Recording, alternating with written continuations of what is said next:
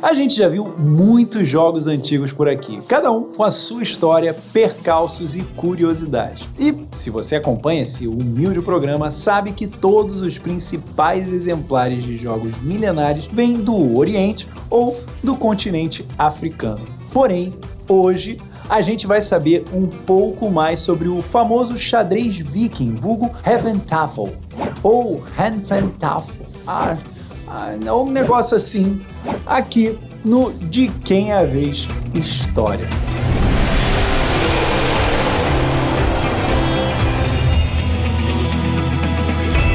Sabe o que seria bárbaro? Se você clicasse no gostei, acionasse o sininho e mandasse esse vídeo para pelo menos uma pessoa. E claro, né, que se você se inscrever no canal, eu não vou ficar chateado caso você não tenha feito isso antes. Como eu gosto de quebrar as palavras e buscar a etimologia delas, fui atrás do que significava Heventafel. Um negócio assim. Essa palavra é composta de duas palavras. A primeira é tafel, que significa tabuleiro ou mesa no idioma celta. E a segunda é nhef, que significa punho. Logo, Heventafel significa punheta de mesa. Que deselegante! Né? Não, na verdade, aparentemente o significado é mais amplo que isso, já que punho poderia ser usado para representar o poder ou o rei. Logo, é um jogo de tabuleiro sobre o rei e diz respeito ao rei do conselho, que é essa figura central do tabuleiro. Apesar dos preconceitos que a cultura pop disseminou sobre os vikings, de que eram todos bárbaros e sem educação, os escandinavos gostavam de queimar suas mufas e estimular seus raciocínios estratégicos justamente com esses jogos de Tafel. Por conta disso, o jogo floresceu bastante antes do xadrez, vulgo Skakktafel, chegar na terra dos vikings por volta ali dos séculos 11 e 12. Daí, a popularidade do xadrez nórdico durante os séculos que antecederam essa época. Tendo sido desenvolvido pelos vikings, a origem do Heventafel, um negócio assim, data de aproximadamente 400 a 700 anos depois de Cristo, uma vez que não existe nenhum registro dele antes dessa época. Os primeiros jogos parecidos com o Heventafel apareceram na Grécia e Roma antigas. O jogo grego Peteia, que significa seixos, compartilhava com o Heventafel o método de capturar uma peça cercando-a por dois lados usando peças inimigas, além de, provavelmente, também ter regras de movimento semelhantes. Além do Peteia, havia o jogo romano Ludus Latrunculorum, vulgo Jogo dos Soldadinhos, que em alguns conjuntos chegava a ter até mesmo uma peça especial de cada lado. Um jogo como o Latrunculorum ainda era jogado no Irã do século X, enquanto jogos parecidos com o Peteia sobreviveram em toda a parte da Irlanda do século X até o Egito do século XIX. Um artefato mostra como esses jogos podem ter chegado à Escandinávia. Por volta do ano 400 depois de Cristo, um fragmento de tabuleiro de jogo foi jogado em um pântano em Vimose, na Dinamarca, como parte de uma oferenda aos deuses, o que pode dar agonia se você imaginar que você jamais deixaria o seu Terra Mística ou Zombicide afundar na lama só para agradar um deus, a menos, claro, que esse deus seja o Loki. Senhor Loki.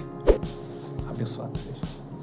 Esse tabuleiro cheio de lama tinha 18 quadrados de um lado, mas não se sabe se ele era quadrado ou retangular. Na época do achado arqueológico, chegou a ser considerado um tabuleiro de Heventafel, um negócio assim, por aqueles que não tinham acesso a ele. Mas o verso tem marcações para o jogo romano Ludus Duodecim Scriptorum, que seria o jogo de 12 linhas, um parente do gamão. Por conta disso, é provável que o padrão de grade fosse pro Ludus Latrunculorum mesmo. Além desses, outro artefato da Dinamarca também destaca a presença dos jogos de tabuleiro. Por volta de 500 depois de Cristo, um par de chifres de ouro foi feito por Levagastes, filho de Holt, para algum propósito desconhecido. Esses chifres foram encontrados em galerros perto da fronteira alemã com a Dinamarca. Eles eram ricamente decorados e, entre as cenas gravadas nos chifres, havia dois homens jogando um jogo de tabuleiro. Pode ser um Tafel, mas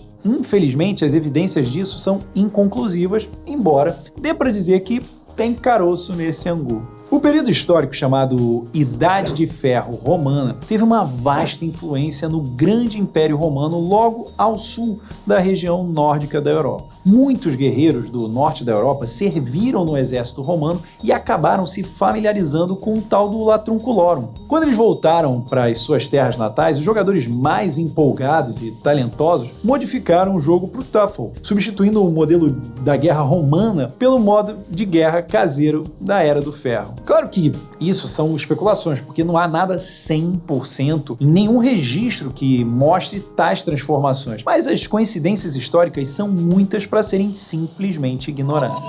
Apesar da nossa viagem para o passado estar boa, eu queria te convidar a viajar para o Instagram e seguir a nossa conta caso você ainda não esteja seguindo. Falta muito pouco para a gente ter o arrasta para cima, então dá essa moral pra gente porque você não vai se arrepender.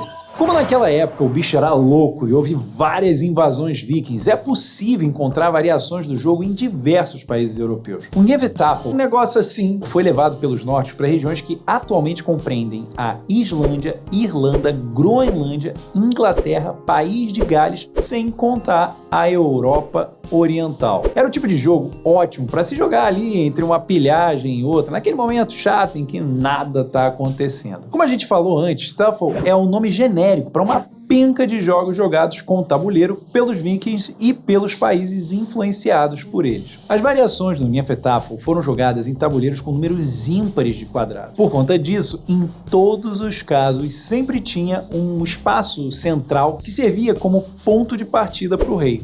Inclusive, em holandês, Tafel significa tabuleiro, em alemão, Tafel. Também tem significados relacionados a isso. Não confundir com o teste de inglês que as pessoas estão fazendo para fugir do país ou com a bala que agarra nos dentes como se fosse um recém-nascido chupando tetas. O nome Talbot, que significa tabuleiro de lançamento, usado no País de Gales, fez com que houvesse especulações de que o Hnefatafl era jogado com dados, mas não há consenso sobre isso. Nas sagas nórdicas é possível identificar diversas referências ao Hnefatafl, tendo algumas delas ajudado a levantar dúvidas sobre o uso de dados para jogar o jogo. Então já é a segunda possibilidade aí. Como as regras dele nunca foram explicitamente registradas e só foram encontradas as peças e tabuleiros do jogo, e mesmo assim fragmentos, né? Você não encontrou ele completinho, bonitinho, não dá para saber exatamente como ele era jogado. Por conta disso, não dá para ter certeza se usavam ou não os dados, mas sabe-se que o tamanho era um grid de 11 por 11 ou 13 por 13. Além do Talbot do País de Gales, houve também as versões da Irlanda com o nome de Brandub, a escocesa Arderi e a lapônica Tablut. Assim como o Hnefatafl substituiu o Ludus Latrunculorum, o xadrez substituiu o Hnefatafl como o jogo da moda para todas as classes. Além disso, acabou que foi a época que o jogo de damas ficou mais bombado. Por conta dessa irônica invasão por duas frentes, o Hnefatafl acabou não tendo chances. Ele até continuou a pipocar em alguns locais remotos após o seu declínio, de onde é possível ter as informações mais recentes dele. Uma delas foi no País de Gales, no século XVI, e outra na Lapônia, no século XVIII, que foram obtidas por Carl Linnaeus. Depois desse período, porém, a gente ficou sem notícias do jogo até que no século XIX ele foi revivido com o tema da Guerra da Crimeia. Seguindo para o século XX, mais e mais informações foram sendo descobertas sobre o jogo. Os arqueólogos descobriram muitos tabuleiros e fragmentos e os historiadores lançaram luz sobre passagens antigas que achavam que era sobre o xadrez, mas na verdade era sobre o Hnefatafl.